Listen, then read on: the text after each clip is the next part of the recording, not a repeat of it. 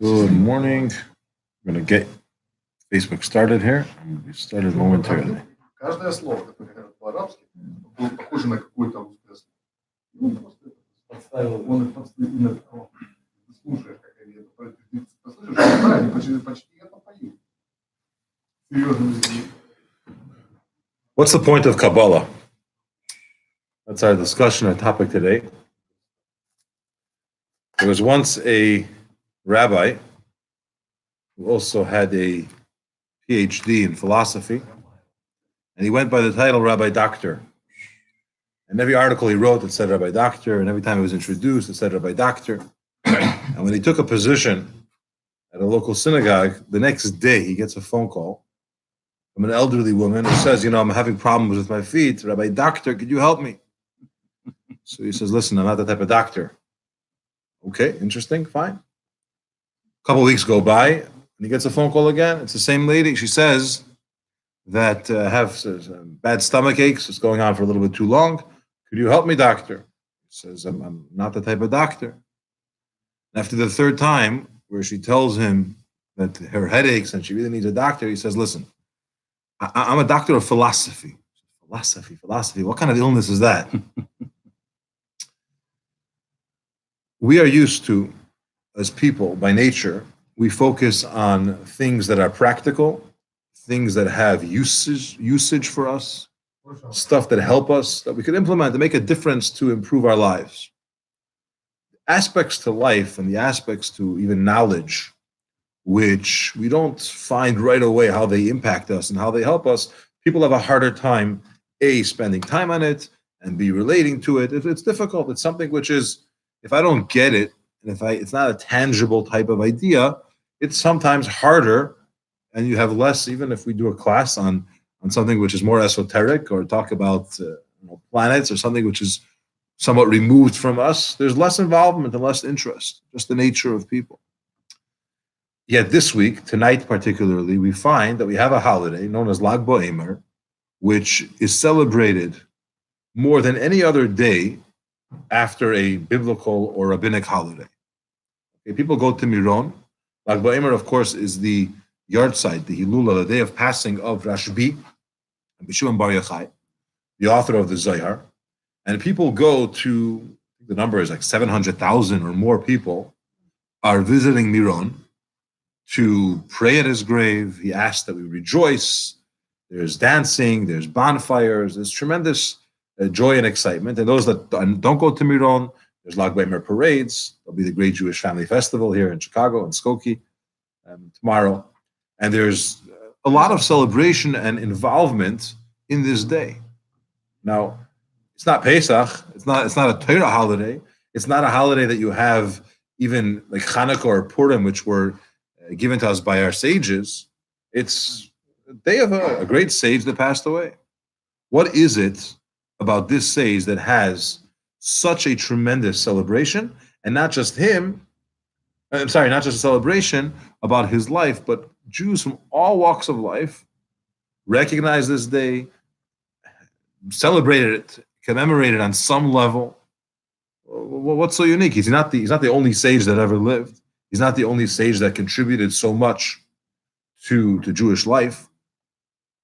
Why does he get that, and what's unique about him? And by understanding that, we'll be able to understand what's the point of Kabbalah. Okay? Does anyone know? If you're watching this live, you're welcome to question, comment, share the video. When is the yahrzeit of Rabbi Yochanan ben Zakkai? For example, we'll be talking about him a lot today. Rabbi Yochanan ben Zakkai, when is his yahrzeit? No one knows. It's not a known date. Okay? Have you ever been to his grave, to his kever? It's in Tveria. Not too many people were there. Rabbi Akiva, which is Rabbi Shimon Bar Yochai's teacher, right? You asked yesterday, why is Rabbi Akiva not given the same recognition? When's his yahrzeit? So he was killed Erev Yom Kippur. He's buried also in Tveria. More people have been to his grave than Rabbi Yochanan ben Zakkai, but not like Rabbi Shimon Bar Yochai, right? And it wasn't like he was he was Rabbi Shimon Bar Yochai's teacher. He had tremendous contribution to Jewish thought, to Jewish scholarship. Why doesn't he get it? What is it about Rabbi Shimon Bar Yochai that is a tremendously celebrated, probably the greatest Hilula, the greatest yahrzeit celebrated among Jews, period. Moshe Rabbeinu's yahrzeit. It's not celebrated like this. It's not even recognized like this, to this level. No? The Bartenura, who lived in 1489, brings like this. That Yud Ches Iyar, which is tonight, the 18th of Iyar, is the yahrzeit of Rabbi Shimon Bar Yochai, the Tana. He was a Mishnaic author, the author of the Zohar. And people gather from all over, and we light bonfires.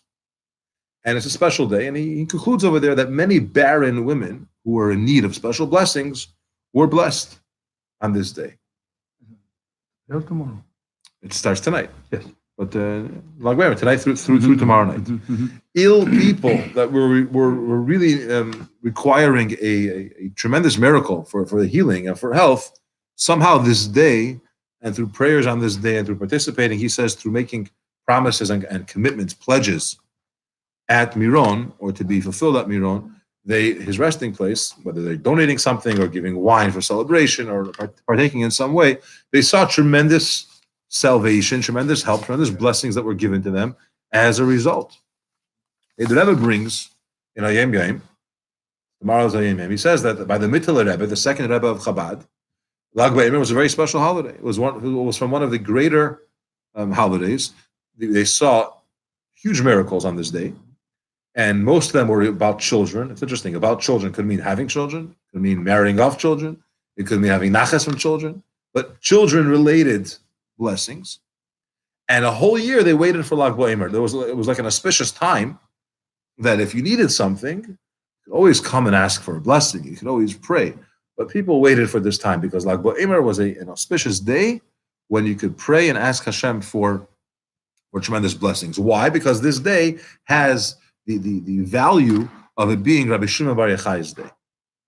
And the question is, why? Why does this day stand out? Why does this Tana stand out so much? Now, the logical explanation would be, it's because of what he taught us. The contribution that Rabbi Shimon Bar Yochai brought to the world, which is the work of Kabbalah, the main book of Zohar, comes from him. And it's a very special thing. And probably, or most likely, because of this teaching that he's brought to the world, he's given that tremendous level. He didn't just teach us some other part of Torah which we didn't know. It's a chidush, it's a novelty, it's something which we didn't know before, and now we know it now. It's a whole different level. It's a new path in serving Hashem, which wasn't known up until that point for the most part. Rabbi Shimon Bar Yochai came and systematically taught Kabbalah. Okay?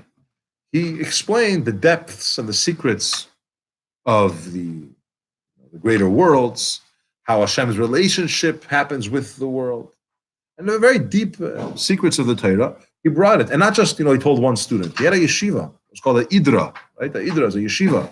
And 10 students were there, and he taught them really the secrets of the Torah. And it was a tremendous, tremendous accomplishment. He brought Kabbalah to the world, and because of that, or that's one of the reasons, that he gets this type of recognition, and he's celebrated to this level because of bringing Kabbalah to us. The Ashkenazi custom, and we count Sfira, we say, last night we said, 32 days, la'omer, to the omer, to the counting. But other customs, Sephardic Jews say ba'omer. Right? Some say la'omer, some say ba'omer. But when we refer to this day, Lag BaOmer, what do we say? We say Lag BaOmer. The whole time we're counting la'omer, now we say ba'omer. Rebbe brings that it's brought from the Admurei Poland, Rebbes from Polish origin, have said that ba'omer, if you take away the vav, it's gematria Moshe. It's the same numerical equation of Moshe, 345. So we don't say la'omer, you say ba'omer, because it's Rabbi Shimon Bar Yochai's day. What's the comparison between Rabbi Shimon Bar Yochai and Moshe Rabbeinu?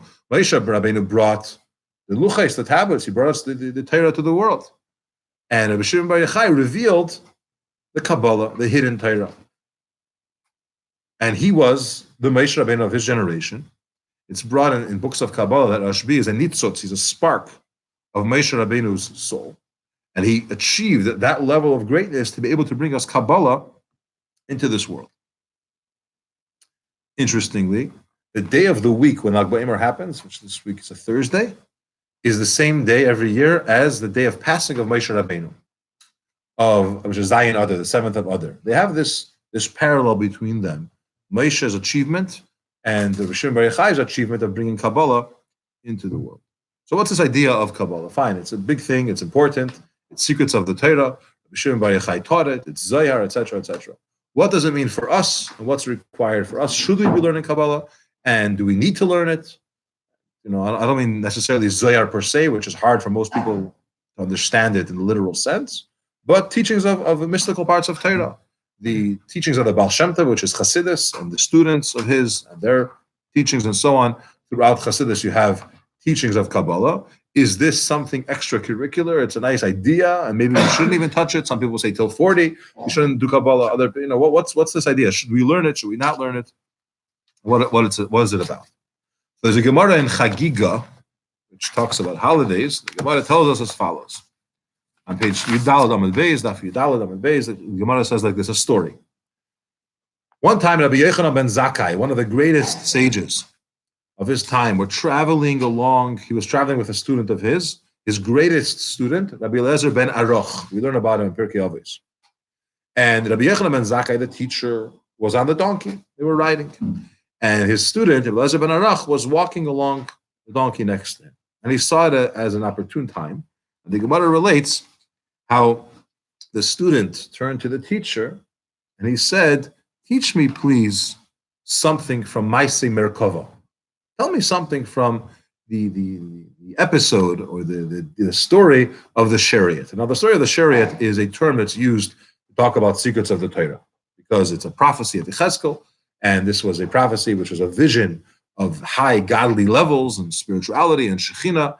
And when sages would try to reference secrets of the Torah, they would use this term, Maaseh Merkava, the episode, the story of the chariot. So he asked Rabbi Yochanan ben Zakkai, teach me something from this episode of the Merkava. So he looks at him and he says, no, this is something which is, you don't teach people, even individuals. Sometimes there's a topic you don't want to talk in public because people can misunderstand it, or it's taken out of context. But one-on-one, you could do it, because if you're face-to-face, you understand how this person is reacting. If he got it, if he didn't get it, you make sure he understood it correctly. You're safe with the information. But when it comes to this level of Maaseh Merkava, these deep Kabbalistic insights, Rabbi Yochanan ben Zakkai told his student, Rabbi Eliezer ben Aruch, no, I'm not about to teach that to you. Well, the student didn't give up so fast, and he tried a different thing. He said, may I share with you something that I learned about Kabbalah, Maaseh Merkava. So Rabbi Yochanan ben Zakkai, and get this, he said, wait. He said, okay, he stopped the donkey.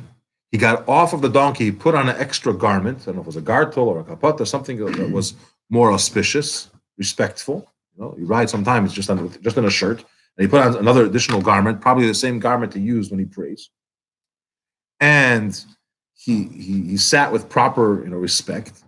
And he said, listen, if we're going to be doing Kabbalah, okay, you should know that the Shekhinah, God's presence, is here.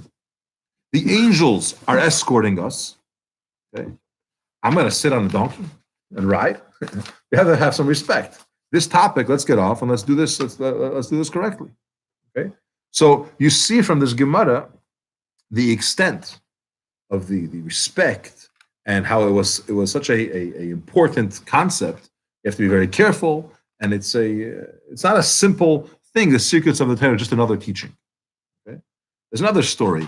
How Rabbi Yosef, who was involved in Maaseh Merkava, he was dabbling in these Kabbalistic parts of the Torah, and the elders of our sages of the yeshiva of Pumbedisa. You say Pumbedisa? You could say Pumbedisa. I like this video. Pumbedisa was a center of learning Torah, and these sages were well versed, and they were involved in Maaseh Bereshis. Maaseh Bereshis is creations of the world. Let's just say they were talking about orbits, stars, constellations, things about how they're working in the higher spheres, physically. Okay, And they wanted that they'll teach Rabbi Yosef what they know in the secrets, not the secrets, but the creations of the world, how orbits and planets and all those things that most people don't know.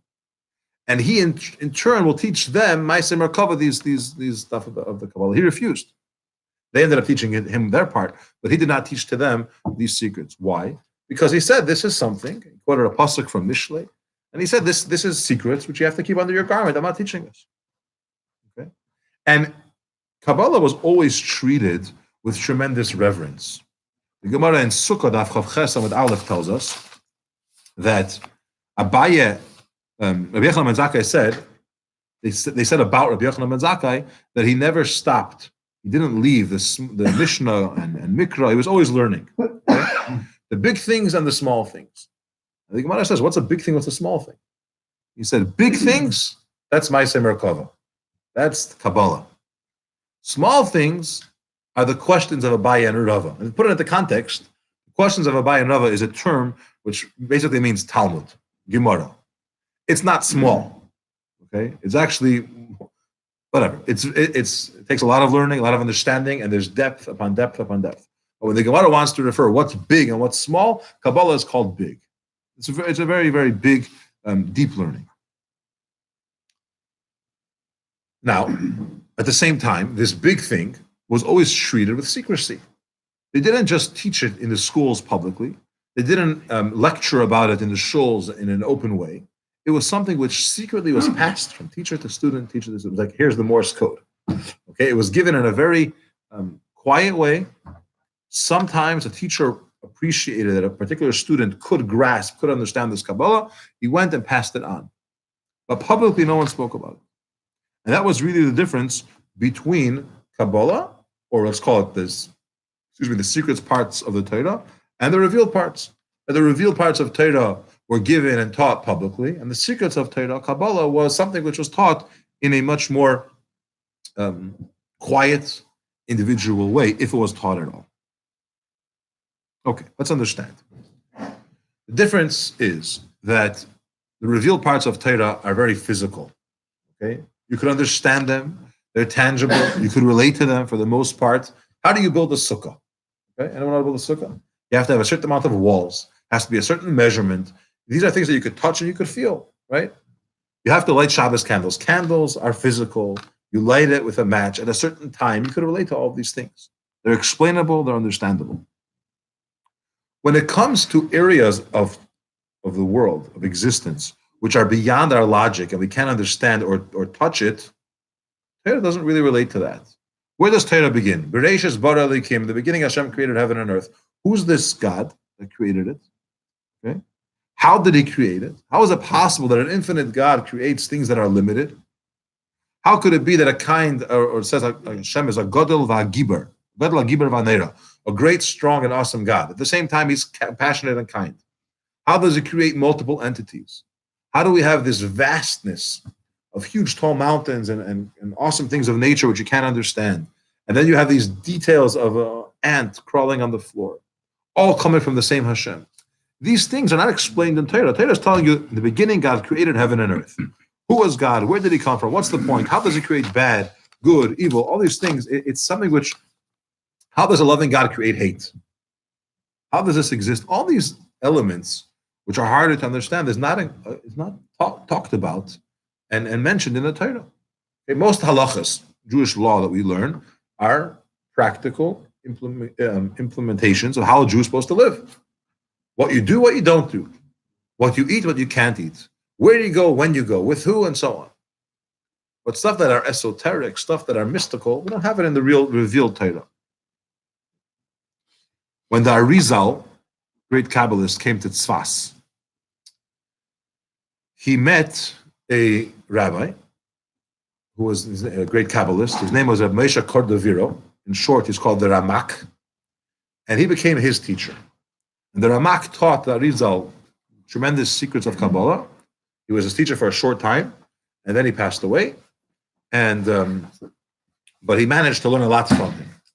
And the Ramak says like this, in his introduction to Sefer Yetzirah, which we're going to learn about, he says, what's Sefer Yetzirah? Two things. It's the pirush of the spheres. It's explaining spiritual levels of how Hashem's energy comes into this world in gradations or in 10 steps, 10 levels. And it's the letters in which Hashem created heaven and earth. I don't know what this book is, Sefer Yetzirah. It's explaining spheres, deep Kabbalistic concepts of how Hashem came into this world and how his energy came about to create it, and the letters that are used to create heaven and earth. Hashem spoke, and when he spoke, the world was created. Okay. So to understand all of these things, and this whole concept known as tzimtzum is contracting. If you have an awesome amount of energy, and you want to use it to create a world, the world, which is physical and limited, cannot handle that level of energy. It's like, take a balloon. You want air to blow this balloon, right? If you put up in too much air, it's going to bust. If you don't put any air, it's not going to be a balloon. It's going to be a piece of rubber. Hashem, which is not the greatest example, but Hashem took this world, wants to create it from nothing, using godly energy. If you use the godly energy as it is, it's spiritual. You don't have physicality out of it. You have to somehow limit it, or at least it's perceived to us as limited. It's a whole process. How does it get limited? What does it mean? How do you use it's not a right translation, but to use the word filter, you're contracting a little bit of the light, giving it only the right amount. It's enough to create something from nothing, but it's not too much that it can actually handle it and it could exist. So these concepts, says the Ramak, is what Sefer Yetzirah is talking about. It's what it's coming to explain to us. The F.R.E.E Rebbe in Sefer HaZichronos, chapter 93, he says like this: Sefer Yetzirah, which has in it the foundations of Kabbalah, was really, came from Adam HaRishon, whether he wrote it or Hashem gave it to him, and it came from Adam HaRishon to Avram Avinu, and from Avram Avinu from generation to generation. So what happens is like this. There's this Kabbalah, which is from Moshe Rabbeinu, from Adam HaRishon, which came all the way down to Adam HaRishon. And then it went from generation to generation in a very quiet way, in a secret way. It made its way downward all the way until the Rashbi. Rabbi Shimon Bar Yochai, he was the first one that started to write this Kabbalah in an organized fashion. He had a yeshiva, as I mentioned, and people came and learned. Now, after he wrote the Zohar, actually it wasn't written by him, it was written by his student, Reb Abba, but it's the teachings of Rabbi Shimon Bar Yochai. Reb Abba wrote it, but it was still too early for the world to have these secrets of Torah at that time. So it was hidden for another 1,300 years. And just about 700 years ago, the Zohar was found by a Kabbalist of the name of Moshe Didon. And this Reb Moshe, people thought initially that he wrote it because he found it, but it's not. It's the Zohar, and it was confirmed by great tzaddikim and Kabbalists that this is really the Zohar. And it was found by him only like 700 years ago. The Arizal afterwards came and taught it even more, made it much more publicly available, much more accessible. And then the Baal Shem Tov, through his teachings, and the Rabbeim in Chassidus, and specifically in Chassidus Chabad, teach Kabbalah, Chassidus explain it. These are works of Kabbalah which are now accessible, available, translated in many, many languages, and people learn. Okay, so now is our central question. What's the point of this Kabbalah? Why do you and I need it? Okay, it's not necessarily practical to doing mitzvahs, right? You want to put on tefillin, you don't need Kabbalah for tefillin, right? What's this whole idea? I want to begin with a teaching from the Rambam, the very beginning of the Rambam. He says like this: Yesod ha-yesodos ve'amud ha-chachmos, the foundation of the foundations, okay, the beam, the pillar of the wisdom, is to know that there is an existence, which means Hashem. He's the first, and from him everything, he brought everything into existence. He doesn't say the mitzvah is to believe, which obviously it is. He uses a term, leidah, to know. You have to know about Hashem's existence. And he says in Minyan HaMitzvahs, even before then, that this is a mitzvah aseh. It's a commandment, but it says, Anechi Hashem Aleikecha, the first commandment of the 10 commandments are, I am your Eibishter. What it means is you have to know godliness, right? You have to know it. He doesn't use the word emunah per se. He has to know that Hashem exists. The Ramak brings it, and he quotes also that the Rambam says that Yesod ha-yesodos, the foundation is to know. You have to know godliness. And the question is, Why do I have to know Ishtalshul, Sfirais, Tzimtzum? Why do I have to know all these Kabbalistic concepts and ideas? How does it help me? I recently mentioned this story, but it really brings out the point.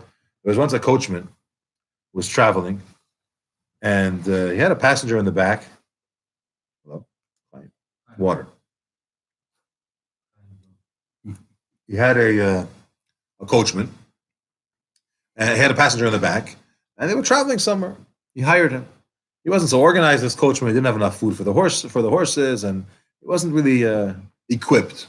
And at some point, he ran out of food. The horses needed to eat. He looks around, and he saw that on the side of the road, there's some kind of field, not his, some kind of field, and we can go in there and get stuff for the horses. Actually, it looks like piles of hay, whatever else. We'll get it. So he stops, and he runs out to get the stuff. And as he's bending and collecting and trying to get what he can, somewhere in the countryside, the passenger starts to shout, they're coming! Drops everything and runs to the wagon. He jumps onto the wagon, and he starts to rush these horses faster. He's whipping them, go faster. And after he feels he's somewhat of a safe distance, he turns around. He says, I didn't hear anything. I didn't see anything. Are you sure? Who was following us? Who was watching? He said, Hashem was watching. The reality is that as humans, faith and belief is not enough. It's important. It's actually vital, but it's not enough to cause you to necessarily behave in the right way. Okay? A person often makes the mistake and says, no one's watching. Or someone commits something, he does something which is inappropriate, something wrong, and then he looks around and says, thank God no one saw me. Right? And it's not just a problem for simple people. This is a problem for great people. Rabbi Yochanan ben Zakkai, as mentioned, one of the greatest sages of his time, after the Churban Beis HaMikdash, he was passing away, he's lying on his deathbed, and he called his closest disciples to come to him. And he gives them a blessing before he passes away. And get this blessing. Yehi Ratzain, may be a God's will, sheyehi meira shamayim aleichem kemeira basar v'dam, which means the fear of heaven should be upon you, the same level of fear that you have for humans. Okay? You know who you say that to? Maybe someone who doesn't behave in the appropriate way, you say, listen, I wish you would fear God the way you fear humans. He's talking to sages, to tzaddikim. They were offended. Like, really? This is the blessing you're giving to us before you pass away, that we should fear God the same way that we fear humans? But the reality is, and this is a challenge that everyone has, that to feel that the faith in Hashem, the godliness is very real to us. And it should affect our decisions that we make. And we should care and, quote, be embarrassed or feel uncomfortable, have that awe, that respect. I don't want to go against what Hashem wants. He's watching. You don't hear him. You don't see him. You don't always feel him. So, but to feel that, to know that, it's very difficult, right? What does it say about a thief? The Gemara says that a thief, that a thief, he's by the entrance, so he's digging in, and he's davening to Hashem, help me, right? He clearly believes in Hashem because he's davening, right? But then he hears the sirens, he gets so scared, Hashem, help me, save me. So you believe in him. So why are you stealing? He said not to steal. Because he's not human, you don't see him, you don't feel to that level, you believe. So belief is not enough on its own to get a person to always do the right thing. It's too hard. So what do? You have to conquer your mind. You have to own your head, the central system of your consciousness, of your body. You have to be in control of that. That has to understand and feel. Very often when you have that perspective, when you get it, then it's much easier to do the right thing. So if you heard about Hashem and you believe it on some kind of level which you can't explain, so then it's only good so much. But Kabbalah is the idea where you start to understand. Obviously, we can't understand God. It's limited to our mind. But the more spirituality you learn, and the more that you understand about spheres and God's relationship with this world and mystical parts of things, your faith goes from a level of just believing to knowing. And when you know, you start to feel. Right? It's a totally different level. There's a nice analogy about a person in an airport. He's rushing through security, and he barely makes it to the gate, and then there's a little delay. He sits down, he's hungry, he's tired, he wants to eat. So he opens up his backpack, and he takes out a bag of cookies. Takes out the bag of cookies, and then he wants to charge his phone. So he gets up and he's looking for a charger. He goes to the row behind him, the next row, and so on, and he finds a charger. He sticks it and he comes back. Lo and behold, the guy next to him is eating his cookies. He's eating it. He looks at him and he's thinking, how in the world could I judge this person favorably? Or I'm starving. Who gave it? Just take someone's cookies. So he's holding the bag and he's eating it and he's staring at the guy. The guy's like, here. So he sticks his hand in the bag. He takes the cookie. It's his cookies. The guy next to him puts his hand in the bag, takes a cookie, and it's like they're rotating. It's my cookies. I'm taking one. The guy next to me takes one. I take one. He takes one. He's livid. He's really upset. And at the end, there's one cookie left, and the guy's like, let's split it. It was too much for him. It's like, he took my bag. And then every time I took one, he took one. Now he wants to split my cookie. He was so angry. I guess he was tired and hungry and rushing. He got up and walked away. And he gets called to the flight. He sits down on the plane. He takes out his bag to get a book to read. And he notices my bag of cookies are in there. And it hit him, it wasn't even my bag. It was his. And I was taking from his bag. And he was kind enough after all that to split the last thing with me. What a fool I was. And all of a sudden, he's not angry at him. Everything snapped. He got it. It makes sense. It clicked. Very often, you can try to give the benefit of the doubt. You could, you believe in something. But if you know it, it's a whole different level, right? We speak so many times about people get angry. They don't get along. But so much of it is misunderstandings. When you understand it, when you get what happened, it changes everything. Okay? That's why the Rambam says about Avraham Avinu, right? When he was 40 years old, he recognized Hashem. Right? He got it. Now the Ravid, who argues a lot on the Rambam, at this point he says, there's a medrash that tells us not 43 years old. When he was 3, he realized there's a God. Okay? Why does the Rambam take that approach 40? He could have said 3. It sounds much better. 3 years old, he got God. Right? There's another question on the Rambam. It says that when the Rambam explains that when Moshe Rabbeinu came down from the mountain, he said, "Har'ini na'as k'veidecha."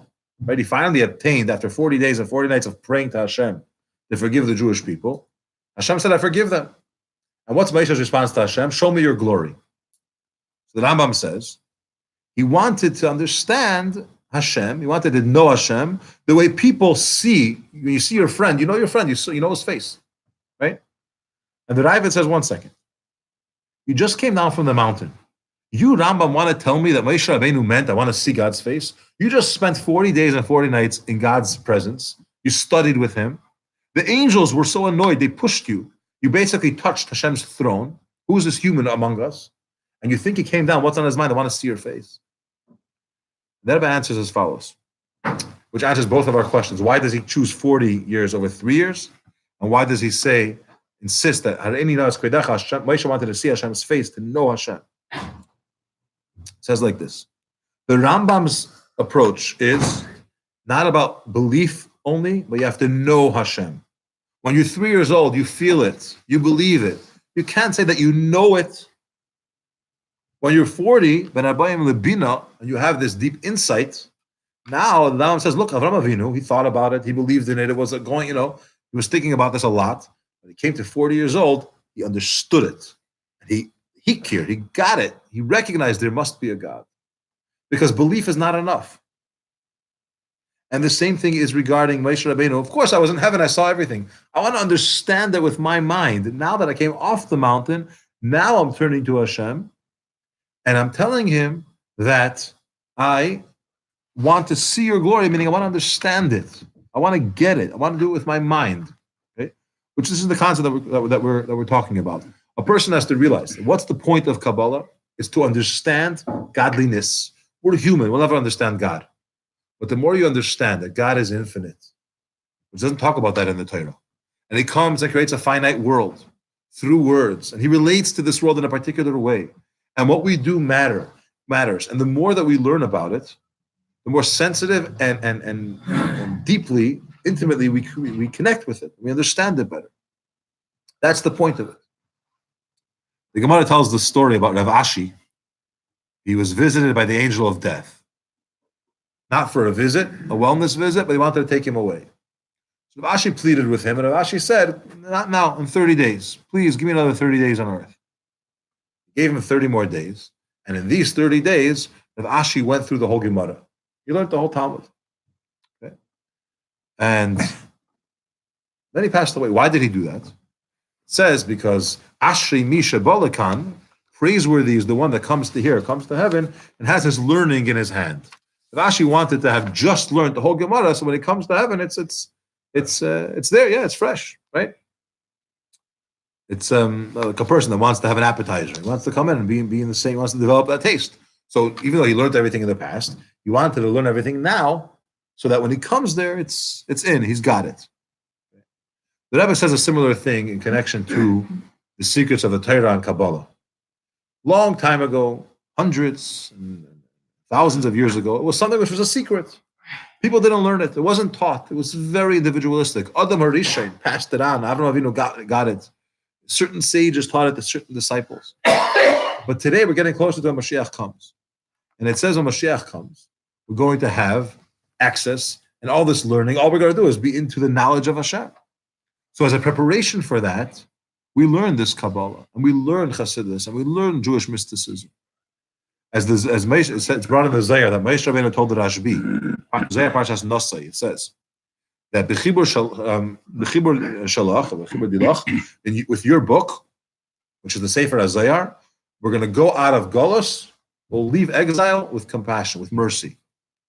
Which means that out of this, we're going to get out of Golus. The Rebbe says that the Torah says, B'nai Yisrael Yetzim B'yad Rama. We're going to go out with a strong hand, a broad hand. The Targum translates this word as Bereish Glei. And the word Bereish Glei is Rosh Tevis for the three luminaries of the secrets of Torah, Shimon Bar Yochai, Arizal Rabbi Yitzchak ben Shleima, and the Baal Shem Tov, Rabbi Yisrael Baal Shem Tov. Thank you for joining. Have a wonderful Lag BaOmer. Make sure wherever you are, you celebrate in a parade and a festival. And may we be zeicha to the ultimate teachings of the secrets of the Torah, the coming of Mashiach, and Yamenu. Those that are still watching, thank you, and subscribe, share. Have a wonderful day.